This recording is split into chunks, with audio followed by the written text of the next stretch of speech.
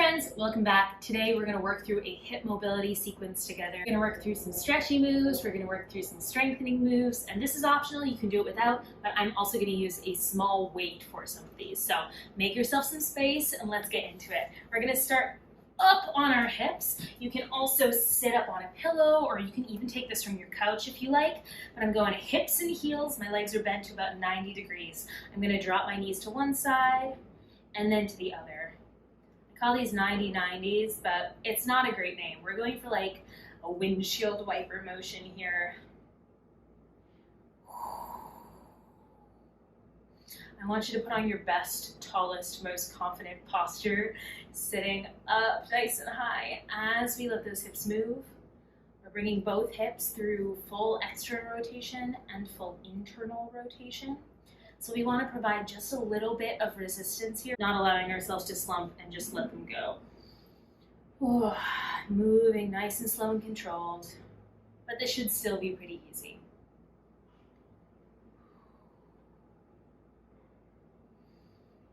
Excellent. I'm going to move on, but if any of these moves feel especially yummy, you're more than welcome to pause me, stay as long as you like.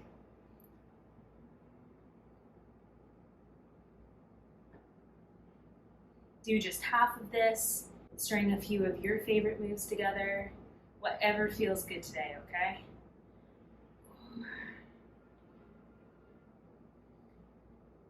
Excellent, you keep going. I'm going to show you what's coming next. We're going to drop both knees to one side. Now this might take a little bit of wiggling around to make sure you're comfy and supported. We're dropping both knees to one side. I'm going to hinge into this. I'm going to squeeze my glutes, stand up on my knees, okay? We're taking the hips into a wild and wacky open position. I'm sitting back down. I'm going to flip-flop my knees to the other side, hinge, squeeze my glutes to stand up. All right, this takes me a fair bit of swinging into it to get up on top of the knees, but we're aiming to minimize that. We want to try to make this nice and smooth. And you might scooch around on the floor, so it is a-okay to have to pause, readjust, even scooching your hips around so you can make sure your knees stay padded up, because that's important. Excellent, my friends. Working through this nice and slow and controlled. Again, if you like this one, you can stay here as long as you'd like. I'm going to go back and forth just a couple more times. I feel like I would move all over the room if I wasn't really adamant about staying on my mat, but I want to make sure you can see me. What's the point? It's a video, Laura. Come on.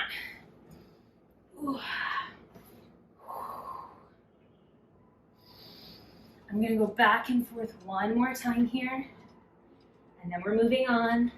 Again, feel free to stay here if this is like really fun for you.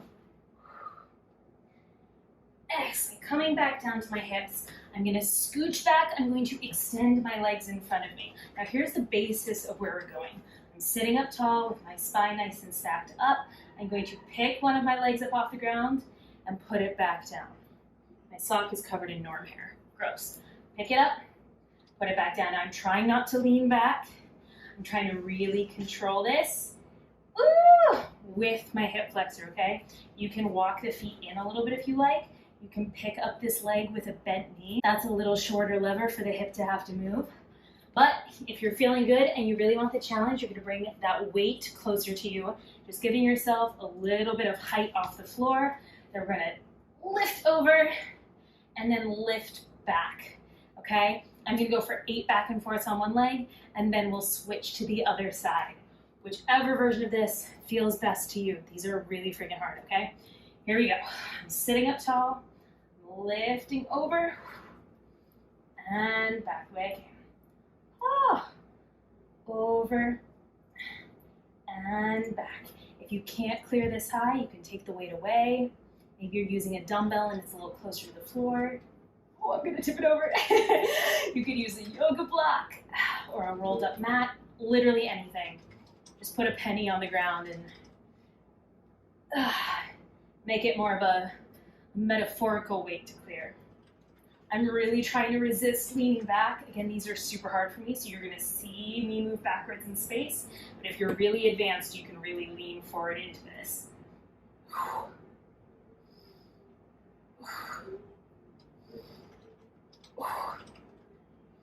I'm going for one more, and then I'm gonna switch.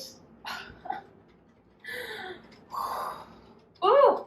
Take a little break, shake out that leg if you need it, and I'm going into the other side. I hate these so much, can I be honest for a second? These are the kind of things that I would never do if we weren't doing them together.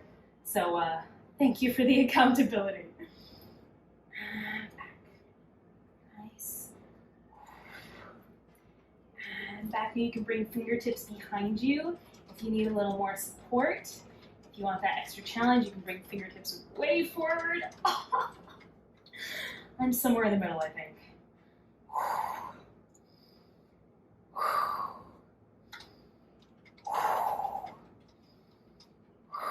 I'm going 2 more times back and forth. And last one. Excellent. Let it rest. Shake them out if you need. We're going to move into a kneeling position. Again, these are just ideas, so if any of these aren't comfy, feel free to skip around and just do what works for you. But here's where we're going next. I'm going to start in a tall kneeling position on one knee. I'm going to walk my other leg out to 90 degrees. I'm in my sort of natural turnout position here, okay? I'm going to relax my hips, not think about it. My first move here is to squeeze my glutes, bring my hips into external rotation on this leg, full extension on this leg, okay? I'm out and open. From here, I'm going to slide on this diagonal, the diagonal of my bent leg here, driving the knee forward over the toes, maintaining this extension in my hips, okay? Lots of stuff going on here, lots of stuff going on here. We're getting some bonus ankle mobility. Then I'm going to slide back on this diagonal, then let my hips relax finally. So forward and open, squeeze the glutes, slide that way, following my knee, slide back to my base, and relax. That's 1 rep, okay? You can do this without any weight at all. Maybe you take hands to the hips, or you can add a little weight right here, grabbing your dumbbell, grabbing your kettlebell, whatever you got going on. All right, we're only going 5 on each side, low and slow, quality over quantity. I've talked too much. Let's do this. Here we go. Squeezing glutes, opening up the hips, leaning forward, taking my whole body over those toes, keeping that heel planted down, sliding back and away, letting it relax. Good, 4 more just like that. Squeezing open, sliding on that diagonal, letting my knee lead. And back, and relax. Good, out and open, keeping this glute nice and solid as I move into this. Sliding back, and relax. Out and open, sliding in, sliding back, and relax. Last one, out and open, sliding in, sliding back, and relax. Beautiful. Gonna switch sides here, setting up this knee facing parallel and right under my hip, this leg out and open. Gonna get into this position. Let me give you a slightly different angle on this side. That always helps, especially when we got these weird 3D shapes. Okay, here we go. I'm squeezing glutes, opening up the hips, sliding forward over those toes, sliding back the way I came, and relaxing. Squeeze glutes and open, sliding to the side, sliding back, and relaxing. Good, this weight is just dead weight. We're just adding a little bit more force to this. So don't think too hard, focus on your hips. Back, and relax.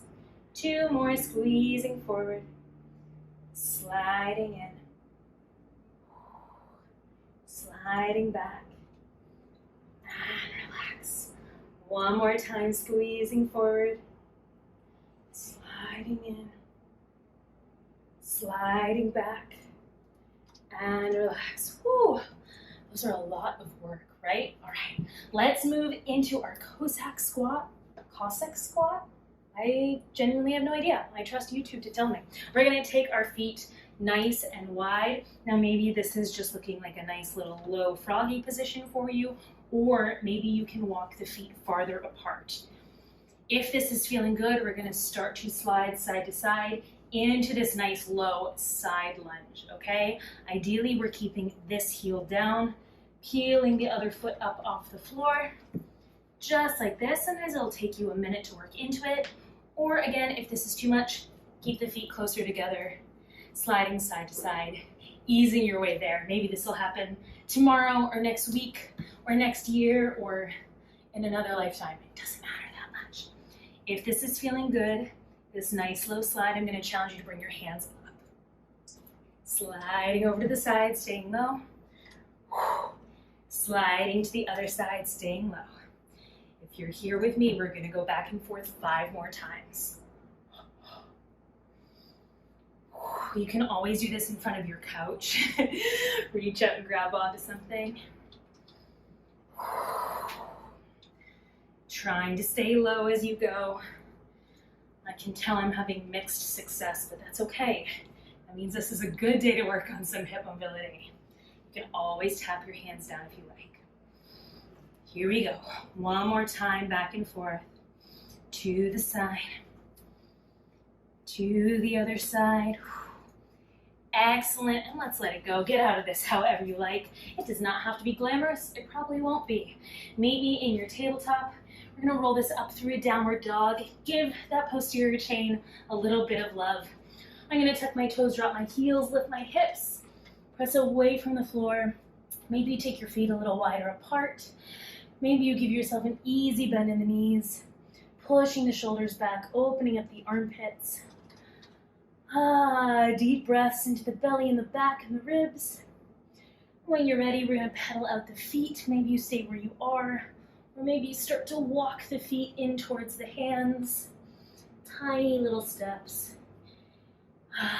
And when you're ready, we can tuck the tailbone, roll it up slowly, one vertebra at a time, taking all the time you need to stack it up to the top. I'm coming back to you.